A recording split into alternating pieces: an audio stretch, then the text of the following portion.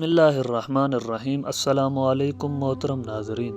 حضرت نوح علیہ السلام اللہ کے پیغمبر تھے۔ حضرت آدم علیہ السلام کے بعد یہ پہلے نبی تھے جنہیں رسالت ملی اور باقاعدہ شریعت ملی۔ آپ علیہ السلام نے تقریباً 900 سال اپنی قوم کو تبلیغ کی، لیکن وہ ایک ہی بات کہتے کہ آپ ہمارے جیسے معمولی انسان ہیں۔ اس 900 سال کے تبلیغ کے عرصے میں 80 لوگوں نے آپ پر ایمان لایا۔ اس کے بعد آپ نے خدا سے عذاب کی دعا مانگی۔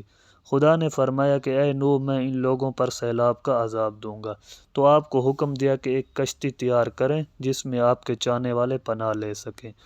آپ علیہ السلام خدا کے حکم سے شہر سے دور جا کر کشتی بنانا شروع کر دیا۔ جب کشتی بنانا شروع کیا تو قوم کے لوگوں کو پتہ چلا تو وہ آپ کا مذاق اڑانے کے لیے آپ کے پاس پہنچے اور آپ کا طرح طرح کا مذاق اڑانے لگے۔ ان میں سے ایک شخص نے کہا، اے نوح، جو کشتی بنا رہا ہے جس خدا کے حکم سے، اس خدا کو کہے کہ یہاں پر دریا کو بھی بھیج دے۔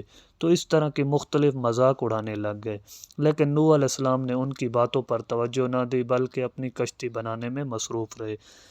بابل میں اس کشتی کو آرک کہتے ہیں، اور یونانی ڈاکٹر کے مطابق اس کشتی کو بنانے میں 100 برس صرف ہوئے۔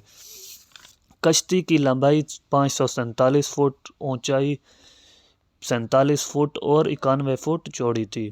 اس کشتی کی 3 منزلیں تھیں۔ یونانی ڈاکٹروں کے مطابق یہ ایک لکڑی کا پورا محل تھا۔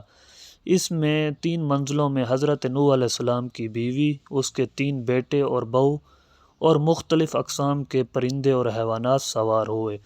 اور اس کے بعد نوح علیہ السلام نے اپنے ایک بیٹے کو پکارا کہ آپ بھی کشتی میں سوار ہو جاؤ۔ قرآنی واقعے کے مطابق حضرت نوح علیہ السلام کے بیٹے نے صاف انکار کر دیا، تو اللہ نے فرمایا، اے نوح، یہ تیرا بیٹا نہیں ہے بلکہ یہ شیطان کے پیروکار ہیں، تو ان کو آپ چھوڑ دیں۔ تو حضرت نوح علیہ السلام کشتی پر سوار ہو گئے۔ جب کشتی پر سوار ہوئے تو طوفان نوح کا آغاز ہو گیا۔ تو اس کے بیٹے نے کہا کہ اے بابا جان، ہم پہاڑ پر سوار ہو جائیں گے۔ اور تاریخ میں ملتا ہے کہ پانی اتنا اونچا تھا کہ پہاڑ بھی چھپ گئے، اور نوح علیہ السلام کا بیٹا غرق ہو گیا اور اس کے ساتھ باقی قوم بھی غرق ہو گئی۔ اور یہ طوفان تقریباً 6 ماہ تک باقی رہا، اور 6 ماہ تک کشتی پانی پر چلتی رہی۔